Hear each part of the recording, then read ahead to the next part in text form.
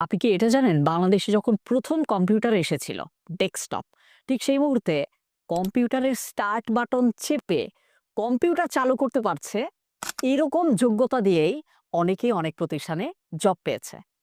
এখন যদি বলা হয় যে আপনি কম্পিউটারের স্টার্ট বাটন আপনি চাপ দিতে পারেন, আপনি কম্পিউটার অন করতে পারেন, আপনার কিন্তু কিছুই হবে না।